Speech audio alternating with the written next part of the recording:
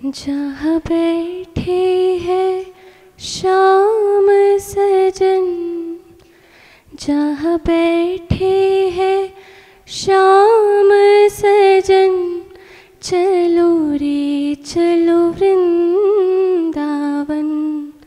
जहाँ बैठे है श्याम सजन, चलो रे चलो वृंदावन।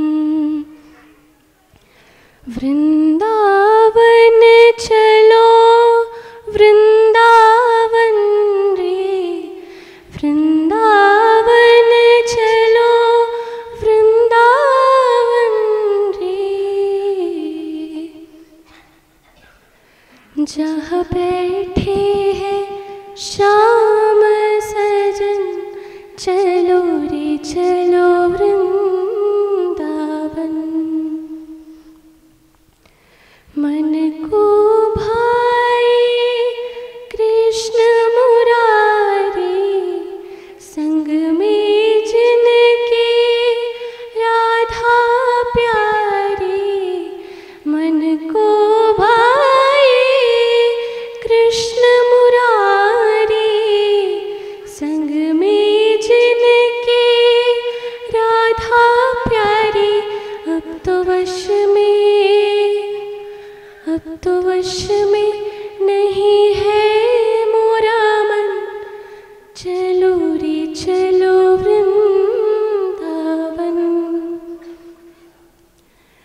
सांझ सवेरे दर्शन पाओ, नैनों में उनके मैं खो जाऊं। सांझ सवेरे दर्शन पाऊं, नैनों में उनके मैं खो जाऊं। गाओ भजनों को हो के मगन, गाओ भजनों को हो के मगन, चलो रे चलो वृंदावन। जहाँ बैठे है श्याम सजन, चलो रे चलो वृंदावन। वृंदावन चलो वृंदावन रे, वृंदावन चलो वृंदावन रे। जहाँ बैठे है श्याम सजन, चलो रे चलो वृंदावन। चलो रे चलो वृंदावन।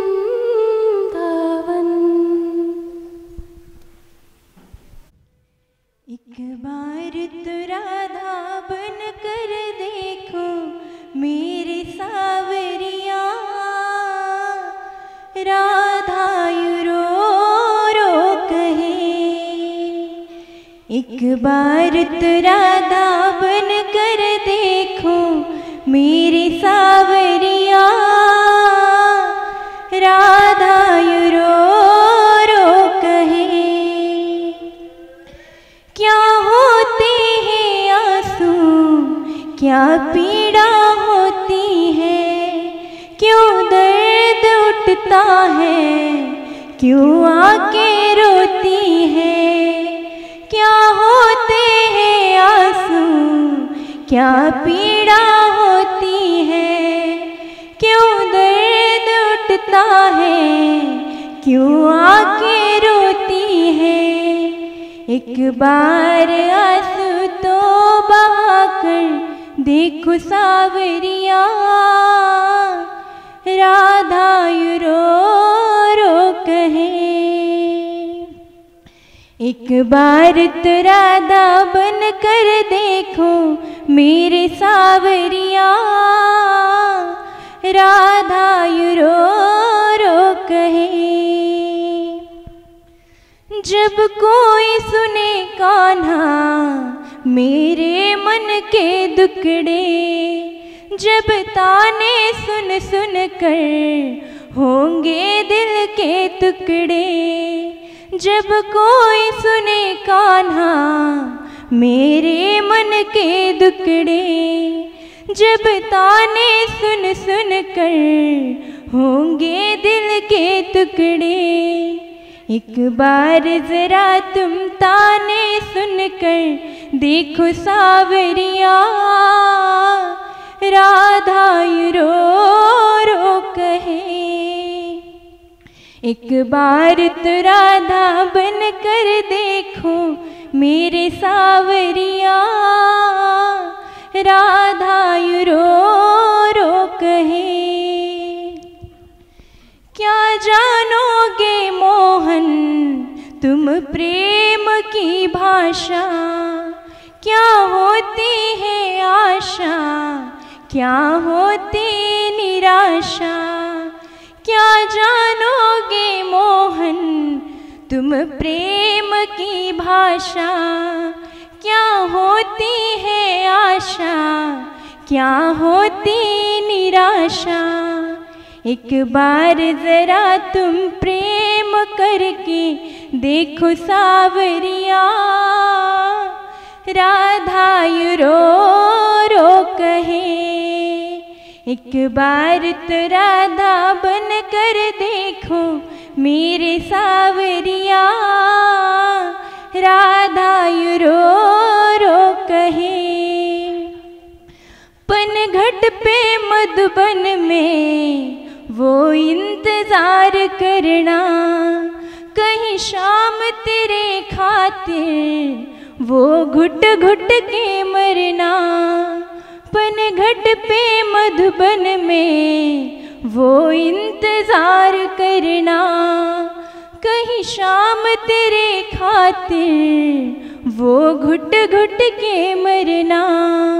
एक बार जरा तुम इंतजार कर देखो सावरिया, राधा रो रो कहे। एक बार तो राधा बन कर देखो मेरे सावरिया, राधा रो रो कहे, राधा रो रो कहे। मेरा दिल कहता है शाम के भजनों में खो जाओ। मेरा दिल कहता है शाम के भजनों में खो जाओ। उस बांसुरी वाले की, नीले घोड़े वाले की गोदी में सो जाऊं। मेरा दिल कहता है शाम के भजनों में खो जाओ। मेरा दिल कहता है शाम के भजनों में खो जाओ। देखी दुनिया दीवानी, ये मतलब की है मस्तानी। देखी दुनिया ये दीवानी, ये मतलब की है मस्तानी। बिन मतलब रूख ना जोड़े यहाँ नित नित नई कहानी। किस किस को छोड़ू बाबा, किस किस को मैं अपनाऊं। मेरा दिल कहता है बस शाम को अपनाऊं। किस किस को छोड़ू बाबा, किस किस को मैं अपनाऊं। मेरा दिल कहता है बस शाम को अपनाऊं। उस नीले घोड़े वाले की, उस बांसुरी वाले की गोदी में सो जाऊं। मेरा दिल कहता है शाम के भजनों में खो जाओ। मेरा दिल कहता है शाम के भजनों में खो जाओ। सुख दुख पहलू जीवन के बस वहम ही है ये मन के। कोई हंस हंस के सहता है, कोई सहता है तन तन के। जीवन की पहली उलझी, जीवन की पहली उलझी, मैं कैसे इसे सुलझाऊं। उस बांसुरी वाले के गोदी में सो जाऊं। मेरा दिल कहता है शाम के भजनों में खो जाओ। बंधन दुनिया के झूठे, कोई माने कोई रूठे। बंधन दुनिया के झूठे, कोई माने कोई रूठे। संजू चाहे जग छूटे, ये तार कभी ना टूटे। बस इतनी कृपा कर दे, बस इतनी कृपा कर दे, मैं तेरा हो जाऊं। मेरा दिल कहता है शाम के भजनों में खो जाऊं। मेरा दिल कहता है शाम के भजनों में खो जाऊं। उस बांसुरी वाले की, नीले घोड़े वाले की गोदी में सो जाऊं। मेरा दिल कहता है शाम के भजनों में खो जाऊं। मेरा दिल कहता है शाम के भजनों में खो जाऊं। तुझा माझा देवा कार वैराकार। तुझा माझा देवा कार वैराकार। दुःखाचे डोंगर, दुःखाचे डोंगर दाखवीसी, दाखवीसी। तुझा माझा देवा कार वैराकार। बळे बांधुनिया देशी काळा हाती। बळे बांधुनिया देशी काळा हाती। ऐसे काय चित्ती, ऐसे काय चित्ती आले तुझ्या, आले तुझ्या। तुझा माझा देवा कार वैराकार। तुझा माझा देवा कार वैराकार। आम्ही देवा तुझी केली होती आशा। आम्ही देवा तुझी केली होती आशा। बरवे ऋषिकेशा, बरवे ऋषिकेशा। कळो आले, कळो आले। तुझा माझा देवा कार वैराकार। तुझा माझा देवा कार वैराकार। नामा म्हणे देवा करा माझी कीव। नामा म्हणे देवा करा माझी कीव।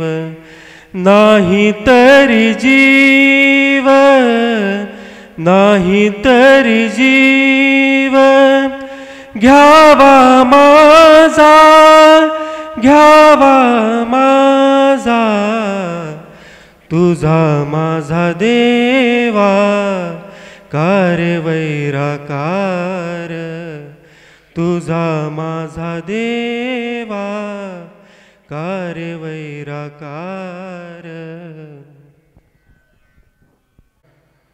तेरे एहसान का बदला चुकाया जा नहीं सकता,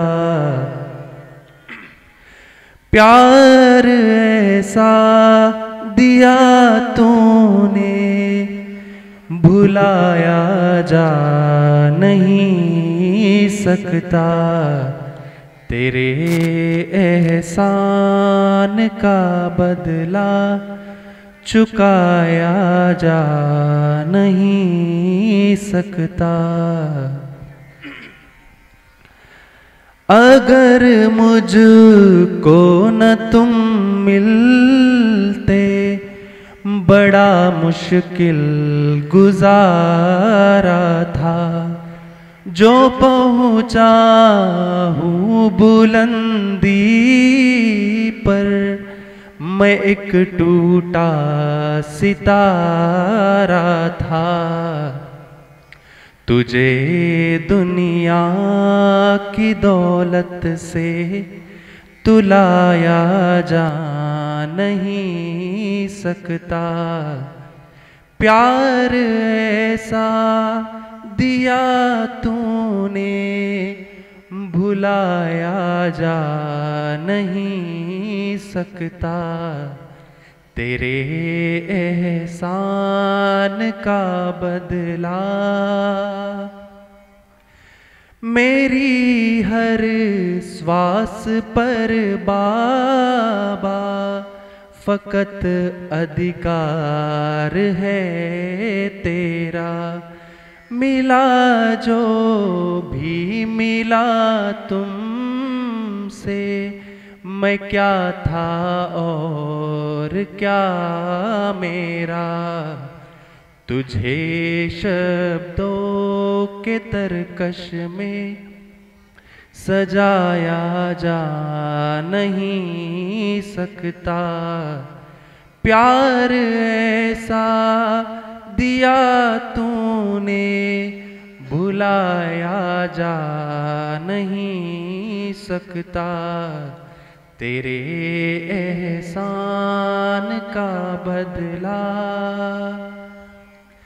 बड़ी ऊंची तेरी रहमत, बड़ी छोटी जुबान मेरी, तुझे गुरुवर समझ पाऊं ऐसी उबद कहाँ मेरी, तुझे भजनों के माध्यम से भुलाया जा नहीं सकता, प्यार ऐसा दिया तूने भुलाया जा नहीं सकता, तेरे एहसान का बदला।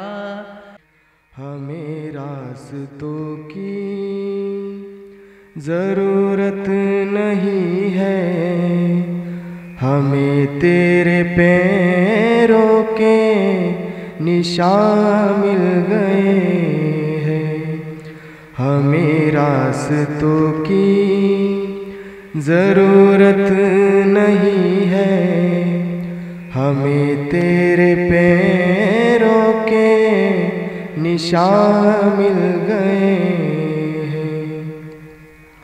तुम ही हो शिव और ब्रह्मा का संगम, सब कुछ तुम्हारा सब तुमको अर्पण, अब तेरा मैं हूँ मुझ में ही तू है, हमें रास्तों की ज़रूरत नहीं है, हमें तेरे पैरों के निशान मिल गए हैं। कलियों में तू है, फूलों में तू है, सागर की एक लहरों में तू है। कहीं भी मैं जाऊं बस तू ही तू है, हमें रास्तों की ज़रूरत नहीं है, हमें तेरे पैरों के निशान मिल गए हैं।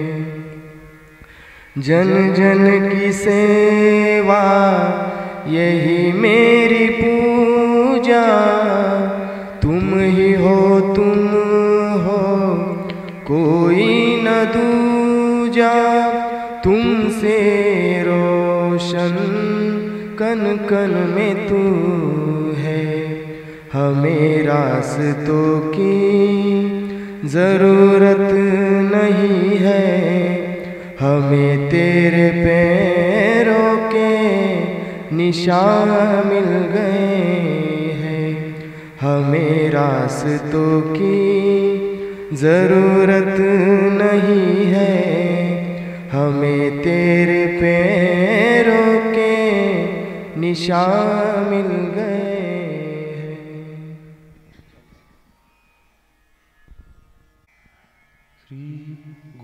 श्री गुरु चरण सरोज रज, निज मन मुकुर सुधारी। वर्णो रघुवर विमल यशु, जो दायक फल चारि।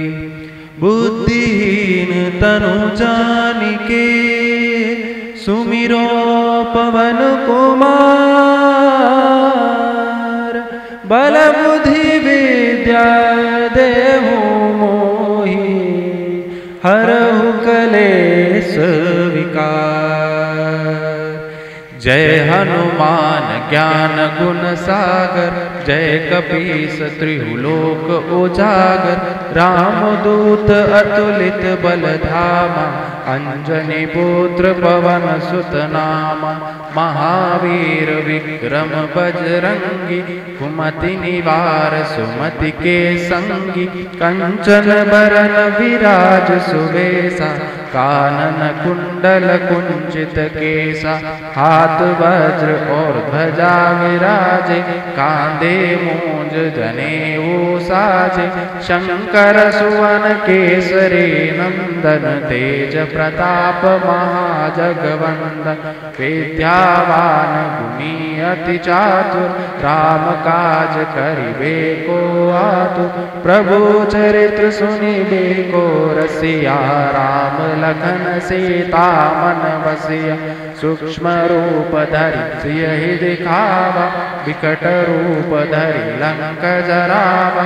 भीम रूप धरि असुर संहारे, रामचंद्र जी के काज सवारे। लखन जी आए श्री रघुवीर, हरषि उर लाए। रघुपति कीन्ही बहुत बड़ाई, तुम मम प्रिय भरतहि सम भाई। सहस बदन तुमरो यश गावे, अस कहि श्रीपति कंठ लगावे। सनकादिक ब्रह्मादि मुनीसा, नारद सारद सहित अहिसा। यम कुबेर दिगपाल जहाते, कवि कोविद कहि सके कहाते। तुम उपकार सुग्रीव ही कीना, राम मिलाय राजपद दीना। तुमरो मंत्र विभीषण माना, लंकेश्वर भय सब जग जाना। युग सहस्र जो जन पर भानु, लील्योताहि मधुर फल जान। प्रभो मोत्रिका मिली मुख माही, जलधि लांघि गए अचरज नाही। दुर्गम काज जगत के जेते, सुगम अनुग्रह तुम्हारे तेते। राम दुआरे तुम रखवारे, होतन आज्ञा बिनु पैसारे। सब सुख लय तुम्हारी सरना, तुम रक्षक काहू को डरना। तेज समारो आपे, तीनों लोक हाकते कांपे। भूत पिशाच निकट नहीं आवे, महावीर जब नाम सुनावे। नासे रोग हरे सब पीड़ा, जपत निरंतर हनुमत बीरा। संकट ते हनुमान छुड़ावे, मन क्रम बचन ध्यान जो लावे। सब पर राम तपस्वी राजा, तिनके काज सकल तुम साजा। और मनोरथ जो कोई लावे, सोई अमित जीवन फल पावे। चारों युग परताप तुम्हारा, है परसिद्ध जगत उजियारा। साधु संत के तुम रखवारे, असुर निकंदन राम दुलारे। अष्ट सिद्धि नौ निधि के दाता, असवर दीन जानकी माता। राम रसायन तुम्हारे पासा, सदा रहो रघुपति के दासा। तुम्हारे भजन राम को पावे, दुख बिसरावे। अंत काल रघुवर पुर जाई, जहाँ जन्म हरि भक्त कहाई। और देवता चेतन धरई, हनुमत से ही सर्व सुख करई। संकट कटे मिटे सब पीड़ा, जो सुमिरे हनुमत बलवीरा। जय जय जय हनुमान गोसाई, कृपा करो गुरुदेव की नाई। जो शत बार पाठ कर कोई, छूट ही बंधि महासुख होई। जो यह पढ़े हनुमान चालीसा, होय सिद्धि साकी गौरीसा। तुलसीदास सदा हरि चेरा, कीजे नाथ हृदय महाडेरा। कीजे नाथ हृदय महाडेरा। पवन तनय संकट हरण, मंगल मूर्ति रूप। राम लखन सीता सहित, हृदय बसौ सुरभूप। सियावर रामचंद्र की जय, पवन सुत हनुमान की जय। उमापति महादेव की जय, बोलो रे भाई सब संतन की जय। चरणों में नतमस्तक होकर, महाराज जी के चरणों में नतमस्तक होकर आप सभी सत्संग परिवार को मेरा हरिओम। मेरा नाम प्रवलिका अशोक कदम है और मैं पटवारी गुड़े से हूँ। मेरा विषय है आत्मा और परमात्मा। आत्मा अविनाशी है, शरीर नाशीवान है। जब किसी शरीर के सांसें रुक जाए तो हम कहते हैं कि उसकी मृत्यु हो गई, लेकिन शरीर की मृत्यु तो हर पल हो रही है। शरीर की आयु हर पल कम होती जा रही है। बस एक दिन पूरी तरह से खत्म हो जाए, हम उसे मृत्यु कहते हैं। और मृत्यु केवल शरीर की होती है, आत्मा की नहीं। आत्मा तो अविनाशी है, अमर है, वो जन्म मरण विरहित है। संसार एक कार्य है जो कारण परमात्मा कर रहा है। संसार में जो कुछ भी कार्य हो रहे हैं वह सब कार्य कारण परमात्मा ही कर रहा है। हमें सिर्फ हमारे अंदर जो परमात्मा तत्व है, जिसकी हमें विस्मृति हुई है, उसकी स्मृति करनी होगी। परमात्मा ने यह सृष्टि नहीं रची, बल्कि खुद परमात्मा ही यह सृष्टि बनी है। इस संसार के चराचर में परमात्मा विराजमान है, बस उनकी हमें स्मृति करनी होगी। परमात्मा के अंश होने के बावजूद परमात्मा ने हमें पूरी स्वतंत्रता दी है और हमें दो रास्ते दिए, संसार और परमात्मा। हमें चुनना है। अगर हम संसार को चुनेंगे तो बंधन में पड़ जाएंगे, जन्म मरण के चक्र में फंस जाएंगे, और परमात्मा को चुनेंगे तो हम मुक्त हो जाएंगे। परमात्मा ने यह जीवन हमें परमात्मा प्राप्ति के लिए ही दिया है, हम ही इसका दुरुपयोग कर रहे हैं। यह एक सामग्री है जिससे हम अपने परमात्मा को प्राप्त कर सकते हैं। परमात्मा ने पहले ही उद्देश्य बनाकर फिर हमें शरीर का रूप देकर पृथ्वी पर भेजा ताकि हम अपने परमात्मा को प्राप्त कर सकें। हमें ही गलत कर रहे हैं। अविनाशी तत्व को समझना था लेकिन नाशिवान की ओर बढ़ रहे हैं।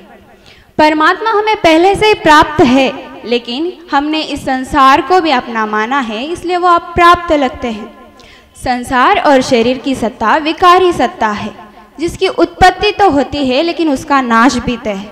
और आत्मा और परमात्मा की सत्ता स्वतः सिद्ध सत्ता है जिसकी कोई उत्पत्ति नहीं होती, कोई विनाश नहीं होता, प्रत्युत वो हमेशा जो कि त्यों रहती।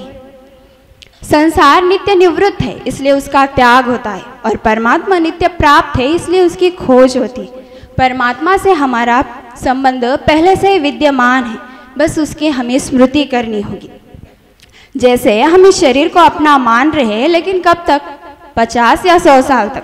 50 या 100 साल के बाद इस शरीर की मृत्यु हो जाएगी और हम अपने घर, परिवार, रिश्तेदार इन सब से इतने दूर हो जाएंगे कि दोबारा मिल ही नहीं पाएंगे।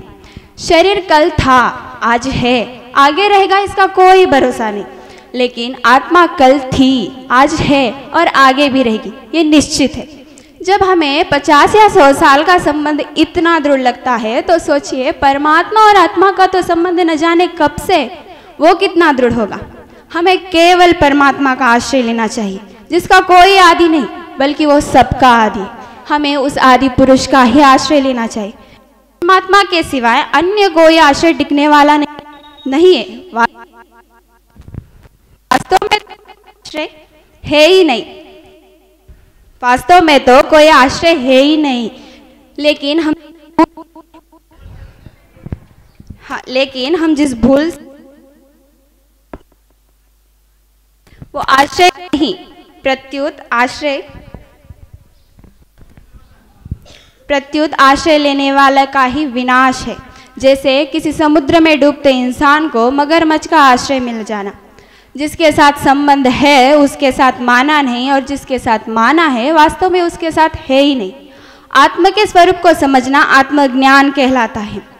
आत्मा अनेक है और परमात्मा एक ही है। आत्मा अपने कर्मानुसार श्रेष्ठ व कनिष्ठ बनती है, जैसे धर्मात्मा, पुण्यात्मा, महात्मा, देवात्मा, पापात्मा इत्यादि। परमात्मा रचयिता है और आत्मा रचना है। परमात्मा सर्वव्यापी है, परमात्मा अनंत है। आत्मा सिर्फ एक ही शरीर में व्याप्त है जबकि परमात्मा तो सारे शरीरों में व्याप्त है। आत्मा को सिर्फ एक ही शरीर की जानकारी होती है जबकि परमात्मा को तो सारे सृष्टि की जानकारी। परमात्मा को पहचानने के लिए पहले अपने आत्म तत्व को पहचानना होगा, क्योंकि जब हम अपने आत्म तत्व को नहीं पहचान पाएंगे तो उसके सामर्थ्य रूप को कैसे पहचान पाएंगे? तो आत्मा का दर्शन कैसे होगा? सत्संग से, संतों की वाणी से, जिससे हमारा अज्ञान रूप अंधकार दूर होता है और उनसे हमें ज्ञान की प्राप्ति होती है, विवेक की प्राप्ति होती है, जिससे हमें आत्मा का दर्शन होता है। धन्यवाद।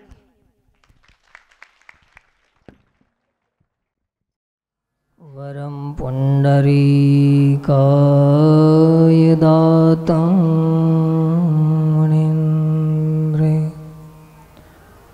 समागत्य तिष्ठं तमानन्दकन्दं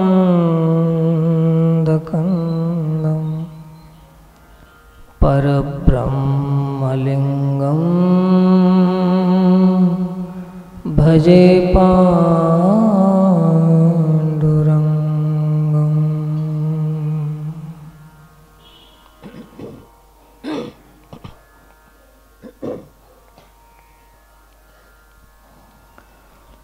विठ्ठल विठ्ठल विठ्ठल विठ्ठल विठ्ठल विठ्ठल विठ्ठला विठ्ठल विठ्ठल विठ्ठल विठ्ठल विठ्ठल विठ्ठल विठ्ठला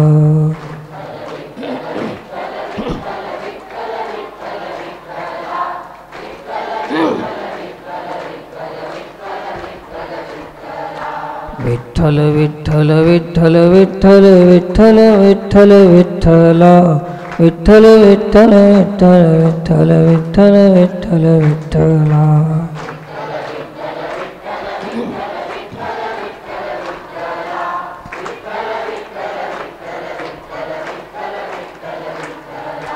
विठ्ठल विठ्ठल विठ्ठला विठ्ठल विठ्ठल विठ्ठला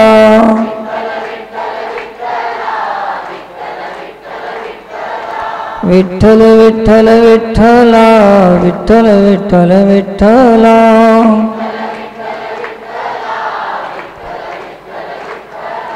विठ्ठल विठ्ठल विठ्ठल विठ्ठल विठ्ठल विठ्ठल विठ्ठला विठ्ठल विठ्ठल विठ्ठल विठ्ठल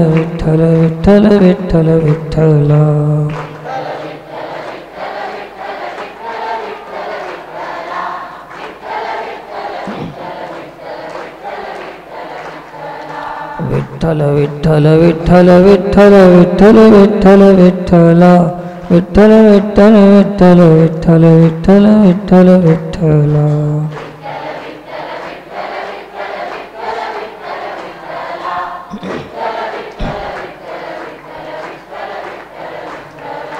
विठ्ठल विठ्ठल विठ्ठला विठ्ठल विठ्ठल विठ्ठला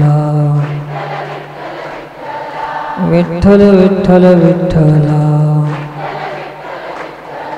विठ्ठल विठ्ठल विठ्ठला पुंडलिक वरदे हरी विठ्ठल श्री ज्ञानदेव तुकाराम.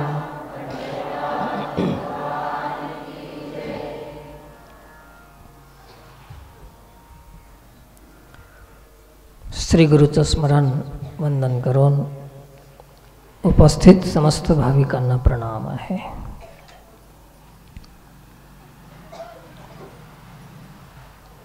परमात्मा तत्व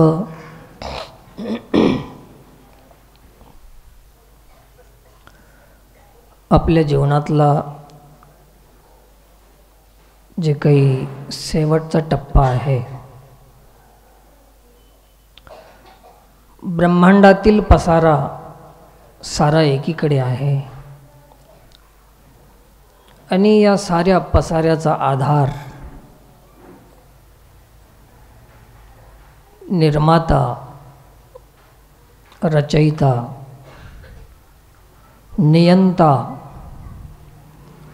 साऱ्या गोष्टी ज्याच्या हातामध्ये आहेत असं सूत्रचालक परमात्मा, त्या परमात्मा तत्वासंबंधी आपली भगवत चर्चा चालू आहे.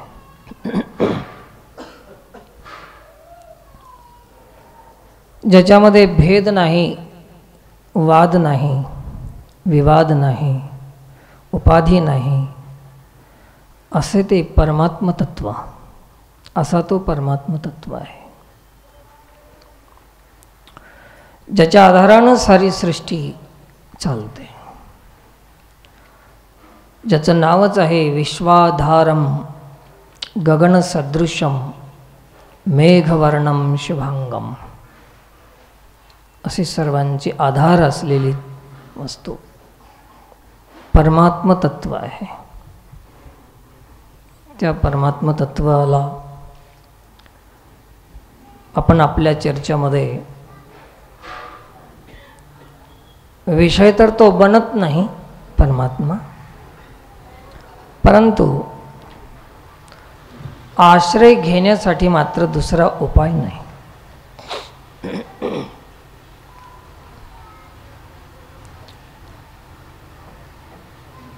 परमात्म तत्वाची चर्चा, परमात्म तत्वाचा विषय, परमात्म तत्वासंबंधी रुची, जिज्ञासा हे सर्वांना राहत नाही. परंतु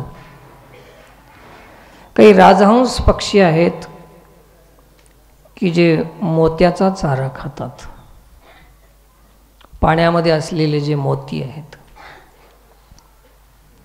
पाण्यात जन्माला येणारे मोती, पाण्यात जन्माला येणारे शिंपल्या, पाण्यात जन्माला येणारे किडे, जंतू, जलचर, असे पाण्यामध्ये जन्माला येणाऱ्या बऱ्याच गोष्टी आहेत, वस्तू आहेत.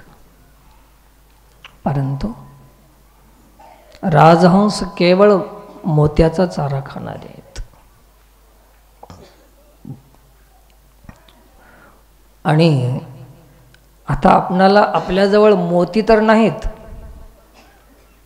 खाण्यासाठी, पण प्रत्येकाच्या घरामध्ये पोती तर आहे ना. तर तेच आपल्यासाठी मोती आहेत. मोती म्हणजे एक श्रेष्ठ, जे विशेषता आहे, ज्याच्यामध्ये सात्विकता आहे, विशेषता आहे, महत्त्व आहे, श्रेष्ठता आहे, अशी वस्तू म्हणजे आपल्याकडे पोती तर आहे आणि तेच आपल्यासाठी मोती आहेत. तर ज्यांनी ज्यांनी पोतीचा आश्रय घेतलेला आहे ते सगळे राजहंस आहेत. राजहंसासारखेच दिसणारे पक्षी असतात. रंग एक असला तरी ढंग एक राहत नाही. आणि म्हणून स्वभावामध्ये वेगळेपणा आहे, विचारामध्ये वेगळेपणा आहे. कोणी रजगुण प्रधान आहेत, कोणी सत्वगुण प्रधान आहेत, कोणी तमगुण प्रधान आहेत. त्याच्यामुळे सगळ्यांना मोत्याचा चारा घेण्याची जिज्ञासा राहत नाही. तर असे काही मोती वेचून खाणारे राजहंस या सृष्टीमध्ये आहेत. आणि अशा राजहंसालाच हंस शब्दाचा अर्थ आहे की त्याचं उलटं जर केलं तर सोहम. या नामाची ज्याला दीक्षा मिळाली, या नामाची ज्याला शिक्षा मिळाली, या नामाचा ज्याला आधार मिळाला गुरुकडून, तेच राजहंस होतात. आणि त्या राजहंसाचं जीवन अनेक पक्षामध्ये श्रेष्ठ जीवन आहे. आणि त्याच रंगाचे, त्याच आकाराचे बगळा नावाचा बी पक्षी आहे, पण त्याला हे चारा खाता येत नाही. मग आता ते चाऱ्याचा दोष थोडाच आहे, ते खाणाऱ्याचा दोष आहे. तर असं एक राजहंस तत्व आहे. राजहंसाचं चारा आहे तेच परमतत्व आहे. सोहम एक शब्द आहे. दुसरा आहे दासोहम. काय आहे? दासोहम. ज्या सोहमचा दास झाला आहे तो दासोहम. आणि एक तिसरा शब्द असा आहे की सदासोहम. हे तीन तत्व आहेत. सोहम, मी ब्रह्म आहे, मी ब्रह्म आहे. असं सत्संगामध्ये आपणाला तर कधी कधी ब्रह्मभावामध्ये आपण येतो. सर्वांना माहिती आहे की मी अविनाशी परमात्मा आहे, मी स्त्री नाही, पुरुष नाही, शरीर नाही, तर मी परमात्मतत्व आहे. हे कोणता भाव आला? सोहम, मी ब्रह्म आहे एक. परंतु मी ब्रह्म आहे म्हणून पूजा करून घेऊ नये याच्यासाठी दासोहम, मी सोहमचा दास आहे. आणि हे जो ब्रह्मभाव आहे तो चिरकाल टिकण्यासाठी, निरंतर राहण्यासाठी सदासोहम, दासोहम, सदासोहम, की मी ब्रह्म आहे, या भावामध्ये निरंतर टिकणं, यालाच एक नाव शास्त्रामध्ये दिलेलं आहे, ब्रह्मनिष्ठा. त्याचं नाव काय? ब्रह्मभावामध्ये सारखं टिकून राहणं याला म्हणतात ब्रह्मनिष्ठ. बुद्धी, निश्चय, आत्मज्ञान. बुद्धी, निश्चय, आत्मज्ञान. पुढे काय? ब्रह्मनिष्ठा राखे पूर्ण. महाराज जरा बाहेर बसायला मला कधी कधी मदत करायला पाहिजे थोडी ना. बुद्धी, निश्चय, आत्मज्ञान, ब्रह्मनिष्ठा राखे पूर्ण, तत्परायण आहारनिशी. अजून एक तुकडा राहिलाय मध्ये, शोधा, सापडला तर सांगा. बुद्धी, निश्चय, आत्मज्ञान, ब्रह्मरूप भावी आपणा आपण. आला आला आला. ब्रह्मनिष्ठा राखे पूर्ण, बुद्धी निश्चय आत्मज्ञान ब्रह्मरूप भावी अपना अपन ब्रह्मनिष्ठा राखे पूर्ण तत्परायण अहर्निशी त्या तत्वामध्ये अहर्निश परायण राहते, निष्ठा राहते, त्यालाच नाव काय येते? ब्रह्मनिष्ठ महाराज. ज्या महाराजांना आपल्या ब्रह्मभावामध्ये टिकून राहता येते, तत्परता आहे, त्या महाराजाचं नाव काय? ब्रह्मनिष्ठ. आता आम्ही ब्रह्मापासून निष्ठून जाणारे सगळे. 1 मिनिट ब्रह्मभाव येतो आणि निघून जातो.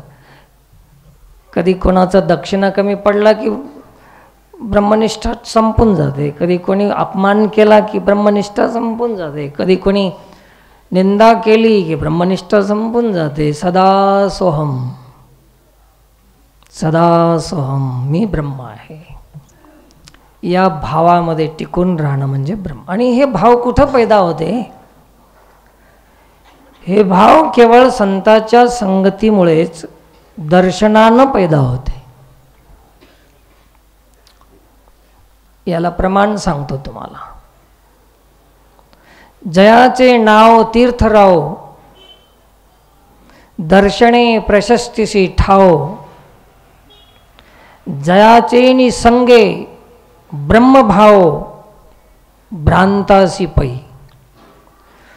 जोपर्यंत आपल्यामध्ये ब्रह्मभाव नाही, ब्रह्मनिष्ठा नाही, तत्परायण नाही, तोपर्यंत आपण कोण आहोत? भ्रांत आहोत. आपण कोण आहोत? आपणाला भ्रांत नाव आहे.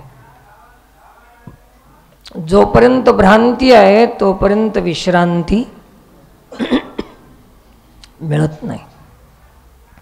तुम्ही आम्ही सगळे भ्रांत आहोत. आणि संत हे ब्रह्मभावामध्ये विश्रांती घेतात. त्याला मग काही जगाचं देणं घेणं नाही. असं एक भजन आहे की अब मेरा मन नहीं लगता है जग की बातों में, अपनी उंगली थमा दी मैंने तेरे हाथों में. असं हे एक भाव आहे. आता आम्हाला काही देणं घेणं नाही. या भावनेमध्ये टिकणारे ब्रह्मनिष्ठ, अशा ब्रह्मनिष्ठाला रामतत्वाची प्राप्ती झाली. चर्चा आहे ना रामतत्वाची आपले. तर असं हे ब्रह्मनिष्ठ भाव आहे. आणि सर्वांनीच हे संतांच्या संगतीत यावं ब्रह्मनिष्ठ होण्यासाठी भजन करावं, नामस्मरण करावं. तर आपण विठ्ठल विठ्ठलाचं भजन केलं. एक 4-2 इथं भजन म्हणणारे आहेत. इच्छा सर्वांना आहे. मग सर्वांकडूनच भजन व्हावं म्हणलं तर काय करावं? विठ्ठल विठ्ठल विठ्ठल आपण म्हणलो. आता इथं जेवढे आलेत तेवढे सगळ्यांनीच भजन म्हणलं ना. पण तुम्हाला तसं वाटत नाही, चौघानच म्हणलं आहे की नाही? काय वाटतं तुम्हाला? का तुम्ही म्हणाय नाही? याच्यासाठी इथं आलेलं कोणीही रिकामी राहू नये म्हणल्याशिवाय म्हणून आपण काय करतात? ते भजन केलं तर आपण. आता यांचा राग गेला. आता चौघावरच यांचं जास्त हेच कधी बी चौघच म्हणतात. नाही नाही नाही, तुम्ही सर्वांनीच भजन केलेलं आहे. भजनाचं सारच तर आहे नाम. सर्वांनी भजन म्हणलं. आणि जाग्याचा अभाव आपल्याला आहे. कोणी आता आरामानं येतात, कोणाला वेळ मिळत नाही, कोणाला वाहन मिळत नाही, तर थोडंसं मागे पडतात आणि त्यांना तिकडे बसावं लागतं आहे. तर जाग्याचा अभाव असल्यामुळे आपण काय करणार आता त्याला? ठीक आहे, मंदिरात जागा नसली तरी माझ्या मनात तर सगळ्यांना जागा आहे ना. प्रत्येकाला जागा आहे. हां, मला कोणी जागा देत असेल नसेल, परंतु मी तर माझ्या मनामध्ये सर्वासाठी जागा ठेवलेली आहे. कारण की आता ते मन एवढं बारकं मन ठेवायचं नाही आता आपणाला. आता थोडं मोठ्या मनानं जगायचं आहे आपणाला. सर्वांसाठी आपल्या मनामध्ये जागा असली पाहिजे. किती जागा? तर या रे लहान थोर, याती भलत्या नारी नर. आम्हाला कोणाचाही निषेध नाही, नारीचा निषेध नाही, नराचा निषेध नाही, विरोध करणाऱ्याचा निषेध नाही, निषेध करणाऱ्याचा निषेध नाही. सगळ्यांना आमच्यापाशी जागा आहे. या रे लहान थोर, याती भलत्या नारी नर. करावा विचार न लगे चिंता कोणासी. काही चिंता करू नका, या. आणि या रे धरू हरिनाम तारू, भवाचा सागरू भय नाही. या रे आमच्यापाशी आवाहन आहे, सर्वांना आवाहन आहे, सर्वांना आमंत्रण आहे. तर अशी ही जागा आहे. आणि असा भाव की आम्ही आता देवाला कुठं शोधणार. ब्रह्मनिष्ठा ठेवायची असेल तर समाजाप्रती जे द्वेष आहे, व्यक्तीप्रती जो विरोध आहे, हे जाणं आणि हे सोडणं ब्रह्मभाव ठेवणाऱ्यासाठी अति आवश्यक आहे. आम्ही कोणत्या देवाची पूजा करणार? कुठं शोधणार त्याला? कुठे शोधिशी रामेश्वर आणि कुठे शोधिशी काशी. अरे हे जे दिसतात आमच्या समोर, हेच आमची देवता आहे. यांचीच आम्ही पूजा करणार, यांच्याशी संवाद साधणार, यांच्यासाठी आम्ही आमच्या शरीराला सेवेमध्ये लावणार. जनजनाची सेवा, जनजनतेची सेवा, जनार्दनाची सेवा. आम्ही कुठला देव शोधणार आता? ज्याला देवाची पूजा करायची असेल त्यानं जनतेची पूजा करावं, हे त्याच्यासाठी सोपा उपाय आहे. देव शोधत बसाल तर तुम्हीच हरवून जाल. देवाची काही प्राप्ती आता होणार नाही. शोधायची गरजच नाही, जो आहे तोच देव आहे. कारण देवानं सांगितलंय की मीच हे सर्व सृष्टी आहे. सदसच्चाहम अर्जुन, सत भी मी आहे, असत भी मी आहे, सब मी आहे, सर्व मी आहे. अहम सर्वम, अहम सर्वम, सर्व मीच आहे.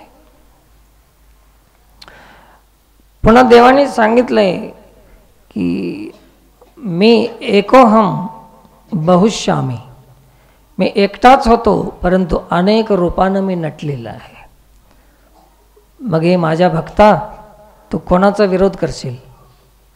जर मीच आहे सृष्टीच्या रूपानं तर तू कोणाचा द्वेष करशील? कोण है अपना कौन पराया, सब में उसका नूर समाया. काले उसके गोरे उसके, पूरब पश्चिम वाले उसके. कौन है अपना कौन पराया, सब में उसका नूर समाया. त्याच ब्रह्मतत्वाची चर्चा प्रवलिकानं केली आत्ताच तुमच्यासमोर. त्याच्यापेक्षा जास्त काय मी सांगू, पण अनुमोदन. आता तर ब्रह्मतत्वाची चर्चा तर सुरुवात होईल आपली कमीत कमी. ब्रह्मतत्व कळल न कळल परंतु चर्चा तरी करूया. निष्ठा होईल ना होईल परंतु निष्ठेसंबंधी चर्चा तर करूया. तत्परता येईल न येईल परंतु तत्परतेचा प्रयत्न तर करूया. अखेर काही नाही झालं तो त्याची ॲक्टिंग तर करूच, है ना. नाटक तर करू आपण. काही नाही झालं तरी ठीकच आहे. हे जे काही करायचं आहे, ॲक्टिंग जरी करायची असेल तर त्याचीच करावं, दुसरी करण्यापेक्षा. तर असं हे ब्रह्मतत्व आहे. म्हणून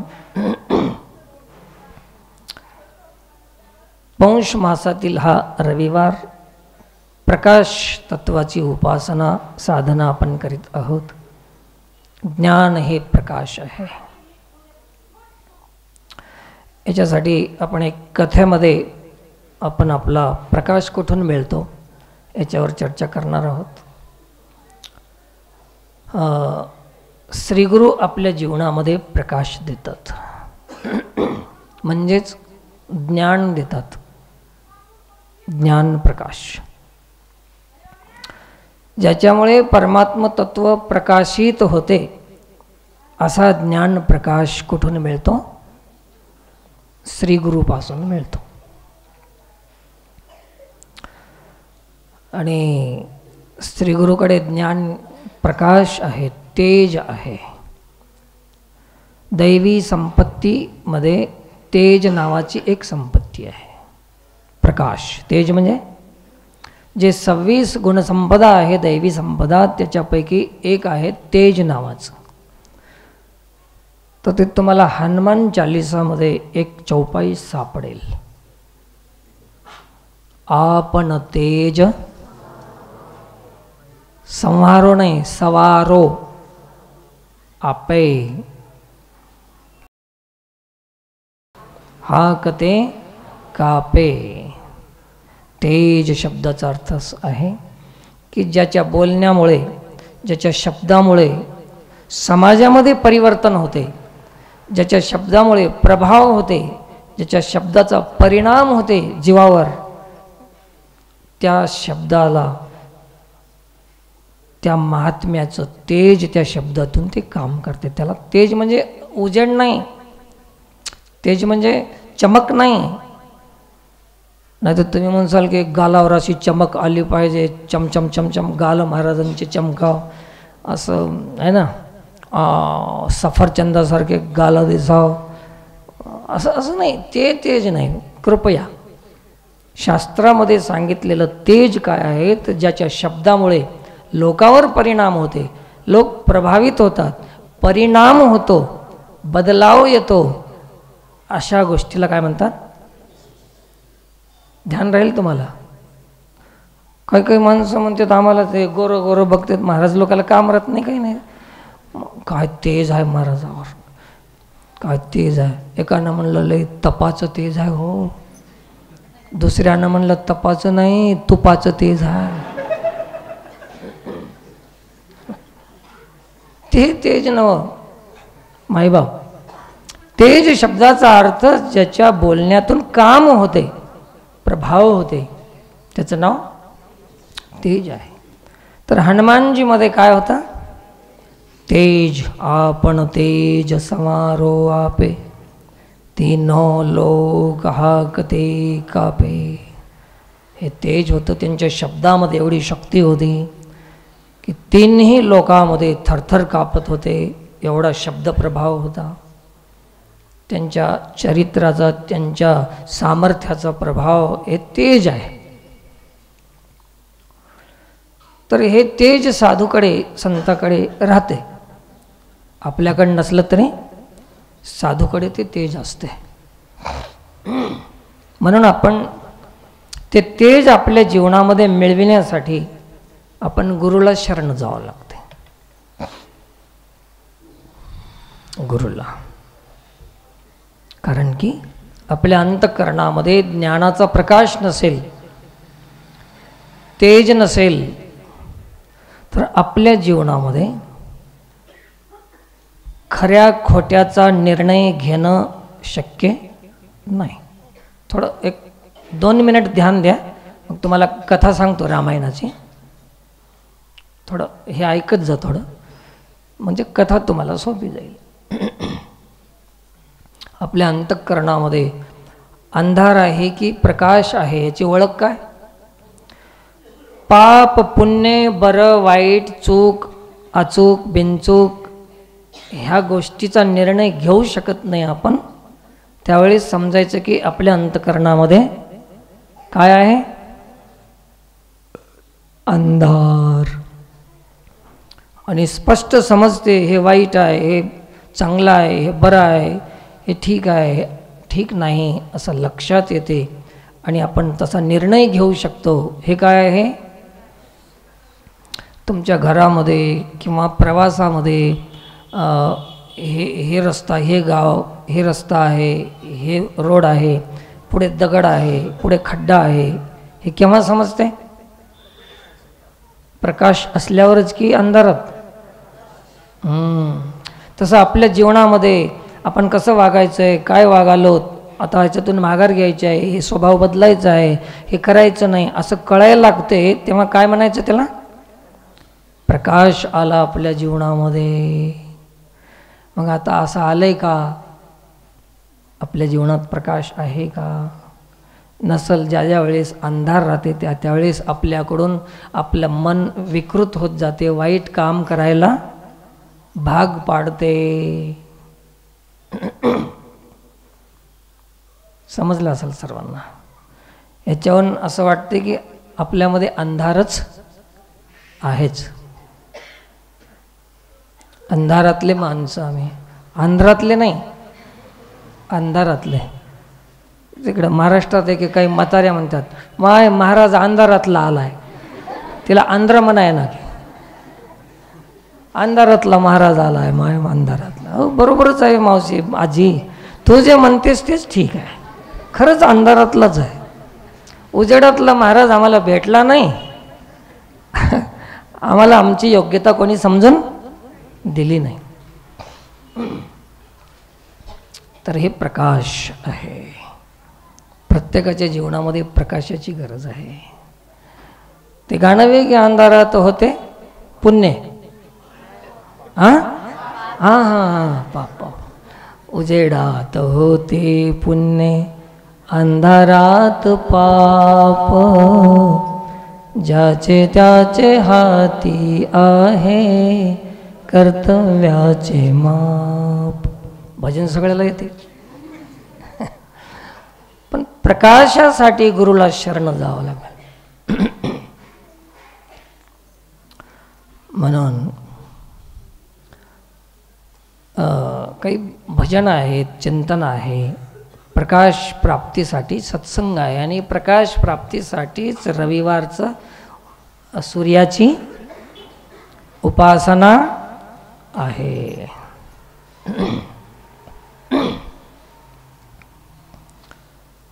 तर हे प्रकाश आहे. मग हे प्रकाशासाठी आपणाला हे प्रयत्न चालू आहेत. एवढं समजून सत्संगाला येत जा. बाकी कुठलीही अपेक्षा सत्संगामध्ये करू नका.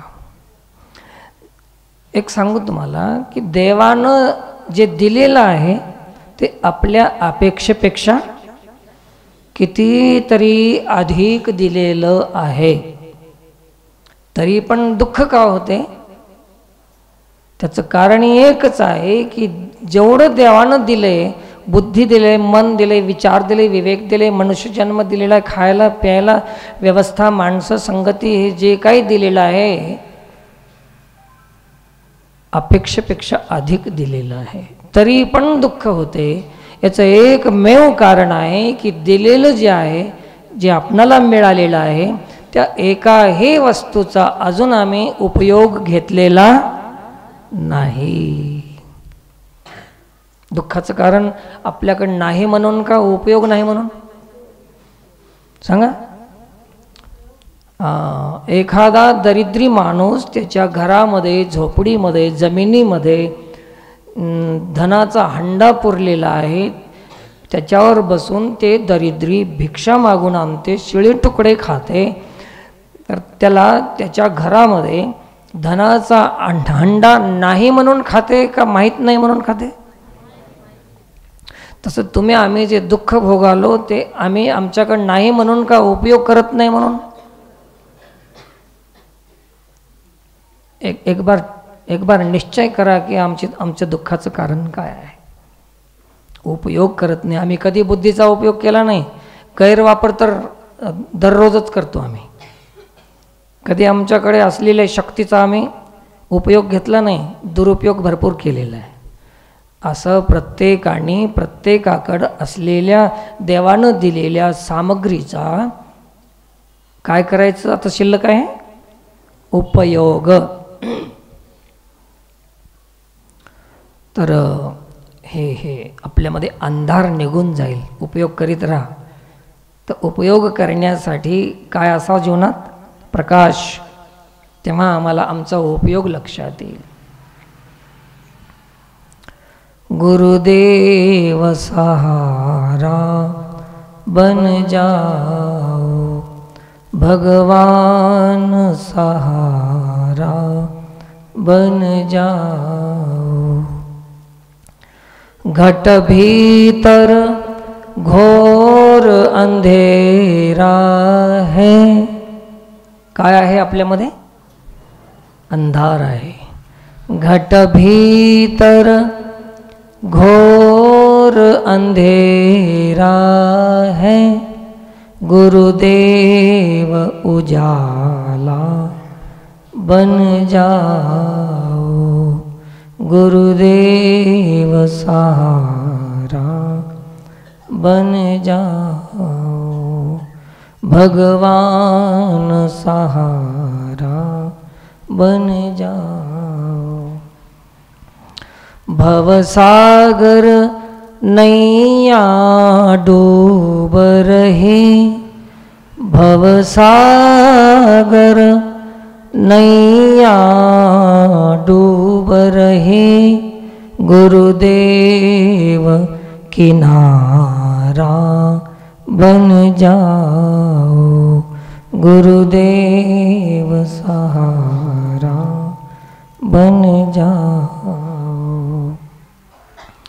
दिन बीत रहे हैं दर्श बिना, हो दिन बीत रहे हैं दर्श बिना, गुरुदेव हमारे आ जाओ, गुरुदेव सहारा बन जाओ, गुरुदेव किनारा बन जाओ, गुरुदेव हमारे आ जाओ। ही गुरुची प्रार्थना आहे। सध्या प्रकाश पर्वाचा विषय चालू आहे, म्हणून पौष मास पुढचा रविवार मिळते की नाही, आहे का? पौष मासामध्येच येईल ना। अजून थोडी प्रकाश चर्चा आपण करणार आहोत। आता थोडंसं आपण रामायणामध्ये प्रवेश करू, संक्षेपाने सांगण्याचा प्रयत्न करू आपण। भगवान राम महाराज अगस्ती मुनीच्या आश्रमामध्ये सत्संग करून दर्शनाचा लाभ घेऊन पुढे महाराजांनी सांगितलेलं जे स्थळ आहे पवित्र पंचवटी, त्या पंचवटी स्थळाकडे राम, लक्ष्मण आणि सीता तिघांनी आपलं प्रयाण केलेलं आहे। महाराजांना माहीत होतं की ज्या पंचवटीमध्ये आपण राहायला सांगितलेलं आहे तिथं 3 राक्षस आहेत, खर, त्रिशिरा आणि दूषण नावाचे। हे 3 राक्षस आहेत। हे 3 राक्षस कधी बी राहतात आणि कुठेही राहतात। खर शब्द गाढवाला आहे। खर म्हणजे जे गाढवासारखं वागतात ते कोणता राक्षस? खर। आणि त्रिशिरा, त्रिशिरा म्हणजे सकाळी एक बोलायचं, दुपारी दुसरंच, संध्याकाळी तिसरंच, बोले एक आणि चाले एक। बोलावा विठ्ठल, पाहावा विठ्ठल, करावा विठ्ठल असं नाही, बोलायचं एक, पाहायचं एक, करायचं एक। हे कोणता राक्षस? हे त्रिशिरा राक्षस। कोणाचा कोणताही असो, मला जे समजलेलं मी सांगालो, हे त्रिशिरा। आणि दूषण म्हणजे उठलं की कोणालाही दोष लावायचा, प्रत्येकामध्ये दोष दर्शनच करत बसायचं। हे कोणता राक्षस? कितीही चांगलं आहे माणसामध्ये, पण त्या चांगल्याचा शोध घ्यायचाच नाही। काय पाहायचं? फक्त वाईटच पाहायचं, दोषच पाहत राहायचं। हे कोणता राक्षस? मग हे होते का आहेत? ह्या तिघाला मारण्यासाठी रामाचा अवतार आहे। हे 3 राक्षसांनी त्या पंचवटी क्षेत्रामध्ये निर्जन प्रदेश होऊन गेलं होतं. कुठलंही माणूस, ब्राह्मण, ऋषी, मुनी त्या पंचवटीमध्ये येत नव्हते. त्या 3 राक्षसांचा असा दरारा होता.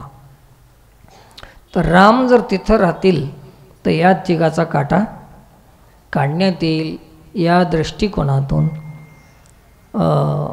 अगस्ती ऋषीनं ते स्थान रामाला सोपून दिलं. राम तिकडे निघाले. जाता जाता काही अंतरावर गेल्यानंतर समोर एक विशाल काय, ज्याचे डोळे पर्वताकार आहेत, शरीर पर्वताकार आहे, डोळे चक्राकार आहेत, लाल इष्ट्याच्या इंगळासारखे आहेत, चोंच आहे खूप मोठी, पंख आहेत ज्याला. ते समोर रस्त्याचा अवरोध करून बसलेला होता एक पक्षी. रामाने पाहिलं त्याला. लक्षात आलं की कोणी राक्षस पक्ष्याच्या रूपामध्ये आपल्या समोर आलेला आहे. आणि रामांनी गर्जना केली आणि विचारलं त्याला की हे राक्षस, पक्ष्याच्या रूपामध्ये तू कोण आहेस सांग. नाही बोलशील तर आता माझे तिखट बाण तुझ्यावर सोडतो आणि तुझा जीव घेतो. राम बोलू लागले, कोण राक्षस आहेस तू सांग. तेव्हा तिकडून शब्द आले, महाराज, हे परमात्मा, हे परब्रह्म राम, माझे शब्द आधी ऐकून घे आणि नंतर माझ्यावर बाण सोड. बाबा, मी राक्षस नाही. कितीतरी काळापासून, वर्षापासून मला माहीत होतं की या मार्गाने राम येणार आहे, परब्रह्म राम. आणि त्या रामाच्या दर्शनासाठी प्रतीक्षा करीत बसलेला मी एक पक्षी आहे, गिधराज. एक पक्षी आहे मी. माझं नाव जटायू आहे, माझं नाव. असा मी पक्षी आहे. आणि माझी आणि राजा दशरथाची मैत्री होती. ते माझे मित्र होते. आम्ही दोघांनी कित्येक वेळेस युद्ध केलेलं आहे. तुमचे पिता राजा दशरथासोबत राहिलेला मी क्लासमेट आहे, त्यांचा मित्र आहे मी त्यांचा, असं त्यांनी सांगितलं. रामाचा बाण, धनुष्य सगळं शिथिल होऊन गेलं की हे काय, हे पक्षी काय बोलतोय. आणि हे राम, ऐकून घे माझी वंशावळी, या सृष्टीची उत्पत्ती कशी झाली मी तुला सांगणार आहे. मी कोण आहे तर कश्यप ऋषीचा नातू आहे मी. या सृष्टीमध्ये मनु नावाचा देवाने उत्पन्न केलेला एक मानव, आणि त्या मनूपासून सृष्टीमध्ये 4 वर्ण झाले, ब्राह्मण, क्षत्रिय, वैश्य, शूद्र. आणि या 4 वर्णा पलीकडे जे काही जाती जमाती झाल्या, जे काही प्राणी झाले, पशु झाले, किडा, मुंगी, माणसं, जे जे काही झाले, ते कश्यप ऋषीची सृष्टी आहे. मनूचे 4 वर्ण आहेत आणि बाकी इतर सृष्टी कश्यप ऋषीची आहे. ज्या ज्या ज्या काही जाती, पंथ, धर्म जे काही झाले पुन्हा, ते कोणाची खानदान आहे? सगळी कश्यप ऋषीची खानदान आहे. हे कोण सांगाल? जटायू पक्षी. आणि त्या कश्यप ऋषीला अनेक पत्न्या आहेत. त्या अनेक पत्न्यामध्ये एक दिती आहे, एक आदिती आहे, एक दनू आहे, अशा 3 पत्न्या. दितीपासून देवाचा जन्म झाला. आदितीपासून देवांचा जन्म झाला. आदिती म्हणजे अद्वैत आणि दिती म्हणजे द्वैत. दितीपासून राक्षसांचा जन्म झाला, आदितीपासून देवांचा, जे देवासारखे वागतात ते कोणाची संतती आहे? आदितीची. आणि जे भेद करतात ते कोणाची संतती आहे? दितीची संतती. दिती, अशा दिती आणि आदिती हे नावं ध्यान ठेवा. हे रामायण संपल्यावर पुरे नाव एक बार विचारणार आहोत तुम्हाला. आणि दनूपासून दानव झाले, मनूपासून मानव झाले, दितीपासून दैत्य, आदितीपासून देव, दनूपासून दानव, मनूपासून मानव, असं सांगत सांगत पूर्ण सांगायला सुरुवात केली त्याने. आणि तर त्याच कश्यप ऋषीच्या आणखी एक पत्नी आहे, तिचं नाव आहे विनता. काय नाव? आणि तिची सवत एक आहे, तिचं नाव आहे कद्रू. काय नाव? कद्रू. लईच कद्रून गेला होता ते नाव ठेवून द्या पोरीचं नाव. विनता आणि कद्रू अशा 2 पत्न्या होत्या त्यांच्या, दोघी सवती. आणि सवती मत्सर हे अनादी कालापासून आहे का आता नवीन आहे? अनादी कालापासून आहे. सवतीचा प्रेम कधीही राहत नाही आणि राहणारही नाही. मग त्याचा विचार करूनच हे काम करावं करणाऱ्याने. तर ह्या दोघी सवती कोण कोण गेल्या इसरून? विनता आणि कद्रू. त्या कद्रूमध्ये कपट होतं आणि त्या कद्रूच्या वागण्यानं ही कद्रून गेली होती.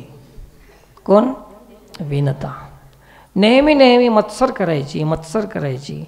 तिला आपल्याबरोबर पाहू वाटत नव्हतं. आपल्यापेक्षा ती कमी राहिली पाहिजे, आपल्या हाताखाली राहिली पाहिजे, आपल्या सेवेत राहिली पाहिजे, अशी भावना कोणाची? कद्रूची होती. त्याचा अर्थ असा आहे की अशी भावना जिची बी आहे ते कोण आहे? ते कद्रू आहेत. हे बाया म्हणतील मग ऐकून कद्रून गेला होता. आता रामायण आहे, मी काय करू त्याला? मी तर लिहिलेलं नव्ह ना रामायण.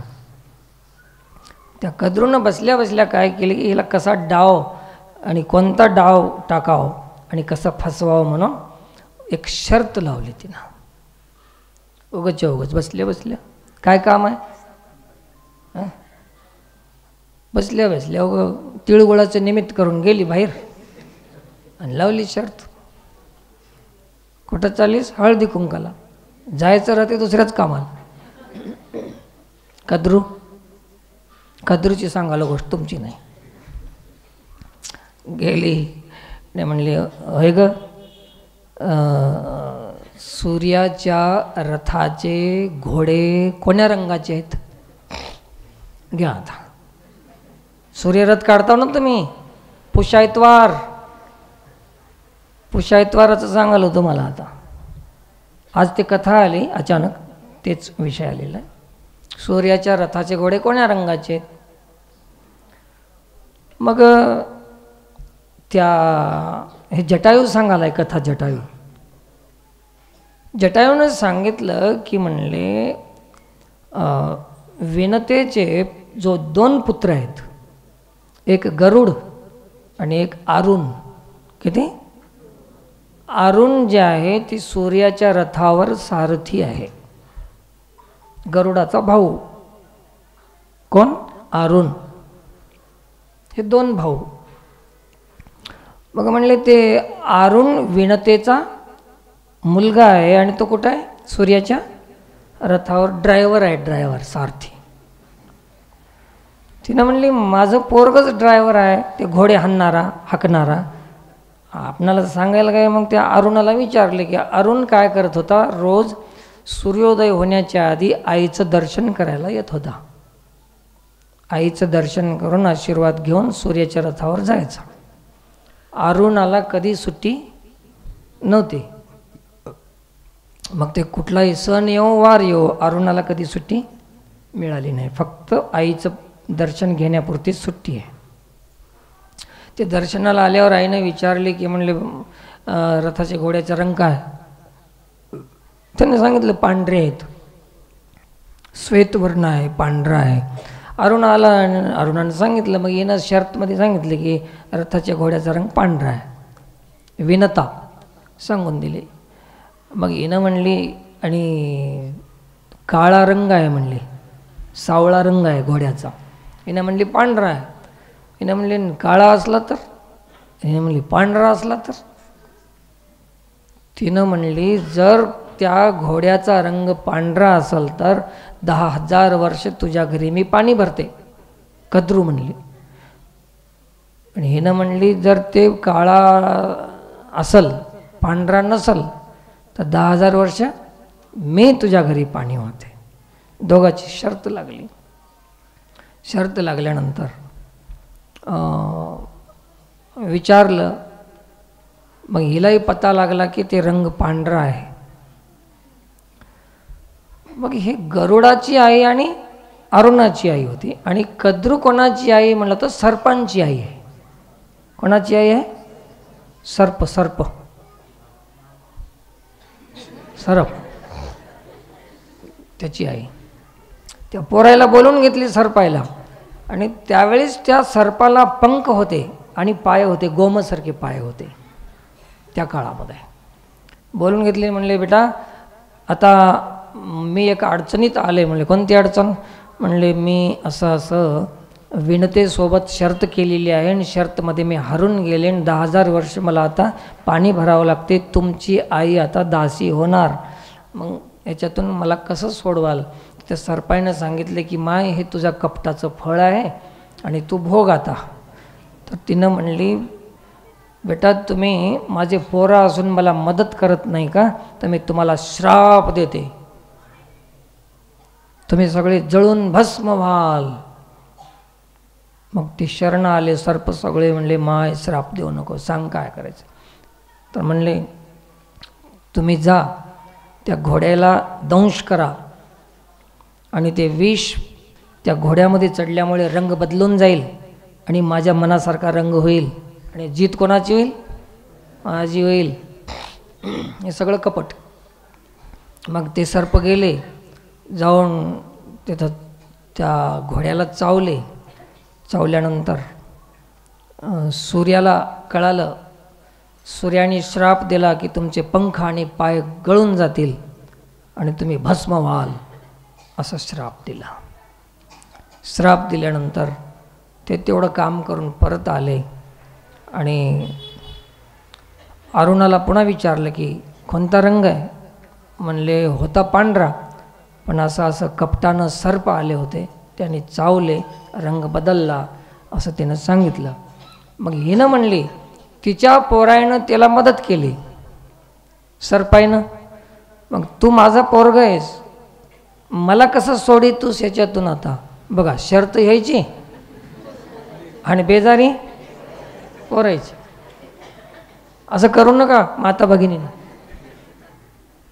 मग यानं म्हणला माय मला तर हे काही कळत नाही, पण एक उपाय मी सांगतो तुला की तिला तिची काय इच्छा असेल त्या कद्रूची, ते वस्तू जगामध्ये जे कोणालाच मिळत नाही अशी वस्तू तिला माग म्हणाव. आणि मागलं तिनं तिला आणून दिलं तर तिनं ह्या बंधनापासून तुला मुक्त करावं. मग तोच करणं म्हणे. आता कोण करते? त्यांना म्हणला मला 1 मिनिट फुरसत नाही, मी इमानदार माणूस हा, ड्युटीला जाणं मला भाग आहे, 1 मिनिट इकडे तिकडे जमत नाही. सूर्याच्या रथावरला मी सारथी हा, मला हे जमत नाही. माझाच भाऊ गरुड आहे, त्या गरुडाला बोलवून घे आणि हे त्याला सांग. गरुडाला बोलून घेतले. गरुड आले, रडू लागली विनता, बेटा मला ह्याच्यातून मुक्त कर, 10,000 वर्ष मला पाणी भरावं लागते आता. मग ते गेला.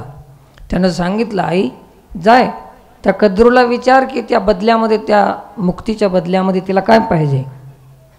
हिनं गेली आणि विचारली की माता बाई सांग म्हणली, तुला मला जर ते 1000 वर्ष पाणी मी भरू नये म्हणलं तर तू काय घेतेस? तिने विचार केली तर मोका हेच आहे म्हणली. आता म्हणली अमृत पाहिजे म्हणली मला. अमृत काय? अमृत जर आणून दिलीस तर तुला मी 10,000 वर्षाच्या बंधनातून मुक्त करते. मग त्या अमृताचे काही प्रकार सांगितलेत. सुषुप्त अमृत, मदामृत, अजून नामामृत नाही, परमामृत है ना. सुषुप्त अमृत, मदामृत, परमामृत आणि असे काही अमृत 5 प्रकार सांगितले त्याचे. मला त्याच्यातले पुरे आले तर सांगतो, नाही तर नाही तुम्हाला. तर एक आहे जे अप्सरांना जे प्यायला मिळते ते कोणतं अमृत? त्याच्यामध्ये रुची आहे, त्याच्यामध्ये रस आहे. तर ते मदामृत नाही. त्यांच्याकडे एक अमृत आहे, मला आठवण राहिली नाही. तर ते पिलं की माणूस त्याच्याकडे त्याच्या रूपाकडे पाहून आकर्षित होते. ते अमृत, ते स्वर्गामध्ये एक अमृत आहे. दुसरं मदामृत, मध देवलोकामध्ये ते अमृत आहे. आणि तिसरं आहे असुरांकडे अमृत, जे पिल्यानंतर त्याला डोल येते, बेहोशी येते, त्याला दारूला नाव दिलं असेल ते बहुतेक. असे 5 अमृताची चर्चा रामायणामध्ये आलेली आहे. आणि त्याच्यामध्ये एक आहे परमामृत आणि ते आहे पाताळामध्ये. तर ते अमृत मला पाहिजे. ते आली वापस गरुडाला सांगितले की म्हणले गरुडा असं असं आहे, ते अमृत पाहिजे. गरुडानं सांगितलं ठीक आहे आई, तुझ्यासाठी मी प्राण बी द्यायला तयार आहे. आणि मग अमृत आणायला निघाला गरुड. निघाला तर आईनं बोलून घेतली इकडे इकडे इकडे इकडे, असं जाऊ नको. कश्यप ऋषीचा, माझ्या पतीचा आशीर्वाद घे. ते तुझा गुरु आहे, ते तुझा पिता आहे, आशीर्वाद घे तू. आणि मग ते कश्यप ऋषीचा आशीर्वाद घेतला. कश्यप ऋषीनं आशीर्वाद दिला की तू हे अमृत आणताना विष्णू भगवान तुझ्यासंग युद्ध करल आणि शेवटी युद्धामध्ये तू जिंकशील आणि गरुड म्हणून, वाहन म्हणून तो विष्णू तुला स्वीकार करेल, असा आशीर्वाद कश्यप ऋषीनं दिलेला आहे. गरुड तिथून निघाले उड्डाण करून आशीर्वाद घेऊन. आता पुढे युद्ध होईल. युद्धामध्ये तुम्ही सगळे चांगलं बसा आणि कोणाला बाण लागला केला तर मला माहीत नाही.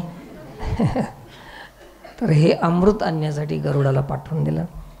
तर हे कथा आपणाला काय सांगते की कपट जे आहे ते, मग हे सर्प जे आहे ते कद्रूकडे आले आणि म्हणले माता, आम्हाला आता तुझ्यामुळे श्राप मिळाला भस्म होण्याचा आणि आता आम्हाला उशाप दे. त्यावेळेस कद्रूनं उशाप दिली की जरत्कारी नावाचा एक ऋषी, त्याच्या पोटी एक जन्माला येईल ऋषी, त्याचं नाव आहे आस्तिक मुनी.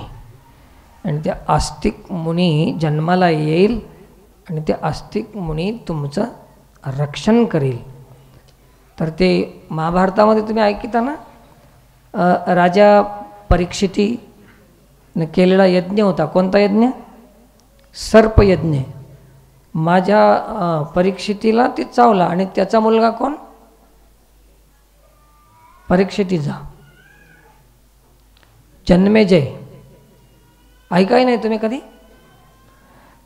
त्याने यज्ञ केला होता की माझ्या बापाला सर्पानं चावून मारलं तर या जगातले सगळे सर्प भस्म करतो, म्हणून त्याने एक यज्ञ ठेवला होता. आणि त्या यज्ञामध्ये ऋषी मुनीने ते मंत्र म्हणायला सुरू केले की सगळे सर्प येऊन त्या यज्ञामध्ये पडू लागले. सारी सर्पजाती नष्ट होणार एवढ्यामध्ये. हे कशामुळे झालं? कपटामुळे. कशामुळे? कपट केल्यावर तळपट निघते, याचा यज्ञ करते कोणीतरी. मग त्याच्यासाठी कपट सोडून द्यायचं आहे आपणाला. मी तर सोडून देणार आजपासून, तुमची मर्जी. कपट करायचं नाही आता मला. केला हो, मी बी खूप केला हो, पण आता करायचं नाही. तुम्ही केला हो की नाही? कोणीच हो म्हणणार, म्हणजे अजून पुन्हा करायचं आहे आपणाला कपट. करू नका कृपया. मग ही घटना झाली. आणि मग याच्यानंतर काय झालं की विनता, कद्रू आणि त्या विनतेची एक दासी होती, तिचं नाव नकुळा होतं. काय नाव? काय काय नाव ध्यान ठेवत आम्ही. नकुळा. नकुळा कशाला म्हणतात? आणि त्या नकुळाची खानदान आहे मुंगूस. काय म्हणतात त्याला? हे कश्यप ऋषीची खानदान आहे, सृष्टी आहे सगळी. मुंगस, सर्प हे सगळे कश्यप ऋषीचेच आहेत. मग ते त्याला नकुळ शब्द आहे. मुंगूस म्हणतो ना आपण, त्याला शास्त्रामध्ये काय शब्द आहे? नकुळ. तर ते नकुळ काय केलं की हे सर्प आहेत, दासीपुत्र आहे ना, विनतेची दासी. तर ते कोणाला मदत करणार आता, कद्रूला की विनतेला? विनतेलाच मदत करणार. म्हणून आपल्या विनतेला त्या कद्रूच्या पोराईनं, कपटानं एवढं ते सर्पाला दंश केला, घोड्याला, आणि असा त्रास दिला. म्हणून त्या मुंगुसानं बी काय केलं, सर्पाचा डावा धरलं की आपल्या भावकीमध्ये हे दुश्मनी करणारे आहेत, कपट करणारे आहेत. म्हणून सर्प आणि मुंगूस कोण आहेत? भावकी आहेत, भावकी. म्हणून दोघांच्या मध्ये भिंत आहे. तेव्हापासून हे कपट आजपर्यंत चालू आहे. परवाचीच गोष्ट मी ऐकलो पवण्यामध्येच, एक 8 रोजाचीच घटना आहे. सर्प असं वरून पडलं, लगेच मुंगूस तयार होता, आलं आणि त्यानं घेऊन गेलं. त्याला तुकडे तुकडे करून टाकते मुंगूस त्याचे. कोणाचे? सर्पाला बघितलं की त्याला द्वेष पैदा होते की हे पूर्वीपासूनच्या कपटाचं फळ आहे. एक बार कपट केलं तर परंपरेनं त्याचा दंड भोगावं लागतंय. हे आत्तापर्यंत पाहायला मिळते रामायणातला इतिहास. आताही बघा तुम्ही, मुंगूस आणि सर्पाचा जमत नाही कधीच. तर असं कपट आपल्या जीवनातून निघून जावं. आणि कपटाचं घालायचंच नसेल तर रामतत्वाची चर्चा काही कामाची नाही. असे हळूहळू एक एक आपण आपणालातून घालविण्याचा प्रयत्न करूया. तर हे रामायणाची कथा आहे. झालेली सेवा भगवत चरणी समर्पित करून सेवेला पूर्णविराम. खूप सुंदर तुमचं हे श्रवण करणं आहे, येणं आहे, आणि न कळत सगळ्यामध्ये परिवर्तन होत चाललेलंच आहे. सर्वांसाठी उपयुक्त असं हे कार्य होत चाललेलं आहे. विकासाच्या दृष्टिकोनातूनही आपलं बरंच चाललं आहे. येणारं 23 तारीख श्रीकोंड मंडळमध्ये सनातन धर्म सेवा समितीचं वार्षिकोत्सव म्हणून एक कार्यक्रम घेण्यात आलेला आहे. 11 ते 1 अशा या वेळेमध्ये श्रीकोंडा मंडळमध्ये. तिथं येणारी 23 तारीख परवा दिवशीच ना, आता गुरुवारी काहीतरी. तर त्या दिवशी कार्यक्रमामध्ये अनेक लोकांना तिथं आमंत्रित आवाहन केलेलं आहे. तर ज्यांना शक्य असेल त्यांनी त्या श्रीकोंडा कार्यक्रमामध्ये यायचं आहे. त्याच्यानंतर अजून इंद्रवेल्ली मंडळचा आहे, गुढात्नर मंडळचा आहे कार्यक्रम. असे एकामागे एक 4 मंडळ. आपल्या इथं दसऱ्याला होऊन गेला तो कार्यक्रम. असे कार्यक्रम प्रत्येक मंडळमध्ये होणार आहेत. त्या प्रत्येक कार्यक्रमामध्ये आपण धर्म आणि देश, अशा समाज, संस्कृती याच्यावर ज्याचं प्रेम आहे त्यांनी याच्यामध्ये आपला वेळ द्यायचा आहे, कामाला लागायचं आहे. आणि परवाचं किनवटचा कार्यक्रमामध्ये इथले बरेच साक्षी आहेत, बरेच लोक आलेले आहेत. 16 तारखेचा जो कार्यक्रम होता, मकर संक्रांतीनिमित्त तिळगुळ आणि हळदी कुंकाचं निमित्त घेऊन आपण जो कार्यक्रम ठेवलेला होता, त्या कार्यक्रमामध्ये 100% सगळ्यांचं सहकार्य आणि सहयोग मिळाला. तो भव्य दिव्य असा कार्यक्रम त्या ठिकाणी सफल झाला, यशस्वी झाला. एक बार त्या किनवट तालुक्यातील समस्त ज्या पद्धतीनं प्रकारांनी लपून छपून ज्यांनी कार्य केलेलं आहे, सेवा दिलेली आहे, त्या समस्त कार्यकर्त्यांना आजच्या व्यासपीठावरून अभिनंदन आहे, धन्यवाद आहे. आपल्या कार्यक्रमामध्ये सत्कार नाही, कोणाला स्वागत नाही, आणि जेवढे कार्यकर्ते आहेत तेवढे पडद्याच्या मागे राहून काम केले. कोण काम केलं हे कोणालाही दिसलं नाही. हे आमच्या कार्यकर्त्याची विशेषता आहे. धन्यवाद त्यांना. आणि अजून एक महत्त्वाचं काय की जातीच्या नावानं हळदी कुंकाचा कार्यक्रम व्हायचा. एक दिवस कोमटी समाजाचा हळदी कुंकू, एक दिवस वंजारी समाजाचं, एक दिवस मराठी समाजाचं. परंतु यांनी हळदी कुंकू आणि सामाजिक समरसता हे 16 तारखेला दाखवून दिली की जेवढ्या हिंदू समाजातील जाती आहेत तेवढ्यानी एकाच दिवशी हळदी कुंकू केलं. हे त्या दिवशीची विशेषता आहे. आणि असं अनेक फायदे त्या कार्यक्रमाचे आहेत. युवतींची संख्या 2,500-3,000 हजार असतील आणि तेवढ्या युवतींनी मार्गदर्शन त्यांना लाभलेलं आहे. नक्कीच त्यांच्या जीवनामध्ये प्रकाश मिळेल आणि ते सन्मार्गानंच आपलं जीवन जगतील अशी अपेक्षा करतो. आणि आपल्याही इथं कधीतरी आपण कार्यक्रम ठेवणारच आहोत. हे नारायण महाराज आहे, कधी काय कार्यक्रम घेईल, कधी काय सुरुवात करेल, काही अंदाज नाही. तर तुमचा सगळ्यांचा सहयोग आहे ना, पक्का? हां, धन्यवाद. झालेली सेवा भगवतचरणी समर्पित करून सेवेला पूर्णविराम. अजून मला सांगावं वाटते की आपल्या इथं शिस्त ठेवा जेवणाची, आणि कोणीही खरकट ओरू देऊ नका. कृपया आपलं जे अन्नदान आहे ते प्रसाद म्हणून आहे, जेवण नाही.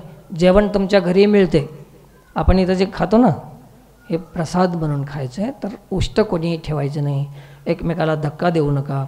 ताट चांगलं धुवा, धुताना वेळ द्या थोडा. त्याच्या आधी मी धुते, मला आधी जायचं आहे, आधी कोणीच जाऊ नका, अजून लई दिवस राहायचं आहे आपणाला.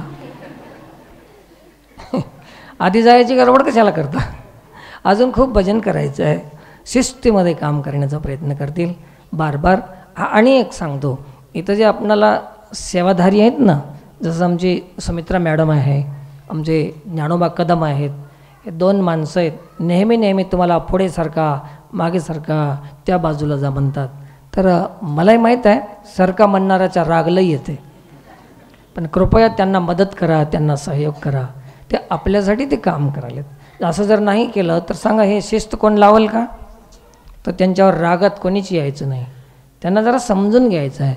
हे कोण्या विषयावर ध्यान ठेवू मी इथून बघत राहतो काय व्हायला ते, आणि मग सांगण्याचा प्रयत्न करतो. तर खरंच तुमचं माझ्यावर प्रेम आहे, याच्यामध्ये काही अतिशयोक्ती नाही, हे सत्य आहे. नाहीतर तुम्ही येणारच कशाला. तर असंच आपण पुढे आपली गती उत्तरोत्तर अजून गतिशील झाली पाहिजे असं भगवतचरणी प्रार्थना करतो आणि सेवेला पूर्णविराम. पुंडलिक वरदारी विठ्ठल, श्री ज्ञानदेव तुकाराम, पंढरीनाथ भगवान की जय. हरिओम. रामकृष्ण हरी. दिनांक 19/1/2025, तिथी पौष मास कृष्ण पक्ष पंचमी, सत्संग क्रमांक 1019. आजचे अन्नदाते, आजचा महाप्रसाद धाबा बी गावकरी मंडळीकडून आजचा महाप्रसाद आहे. आणि येणारा रविवार 26/1/2025 26 जानेवारी रोजी सौभाग्यवती वैष्णवी सचिन जाधव राहणार जांभळी, चिरंजीव रुद्रांश या बाळाच्या वाढदिवसानिमित्त येणाऱ्या रविवारी महाप्रसाद राहील. आणि आत्ताच बापूनं सांगले तुम्हाला सूचना की दिनांक 23/1/2025 गुरुवार सनातन धर्म सेवा समिती वार्षिकोत्सव मंडळ शिरकोंडा. वेळ आहे सकाळी 9 ते 11 शोभायात्रा नगर प्रदक्षिणा राहील. नंतर 11 ते 1 बापूचं प्रवचन आणि वक्त्यांचं वक्तव्य राहील. तरी सनातन धर्म सेवा समिती मंडळी चोडा, गोडेहातनूर, इंद्रवेल्ली आणि भाविक भक्त कुणाला वेळ आहे त्यांनी ह्या कार्यक्रमाला यावं ही विनंती आहे. रामकृष्ण हरी. आता बापूनं सांगल्याप्रकारे पुरुषांना प्रवेश नव्हता किनवटच्या कार्यक्रमात, पण आम्ही कार्यक्रम बघावं म्हणून गेलो होतो. तिथले कार्यकर्ते पण म्हणले या म्हणून, गेला मधात बसलो आपण, कुठं तीर्थयात्रेला समुद्रामध्ये आंघोळीला गेल्यावर लाट येते बघा, लाट. मधात जायचं आणि लाट आली की मागं यायचं.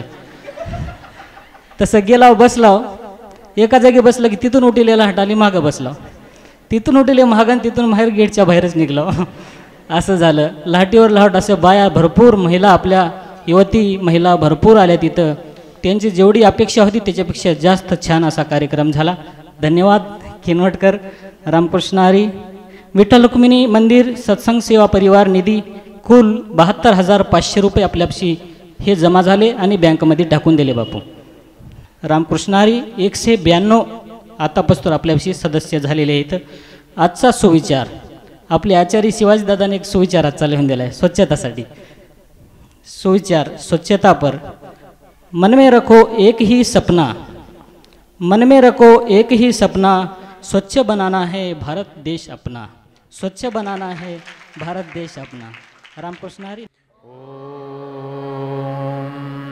पूर्णमदः पूर्णमिदं पूर्णात् पूर्णमुदच्यते पूर्णस्य पूर्णमादाय पूर्णमेवावशिष्यते. ओम शांति शांति शांति.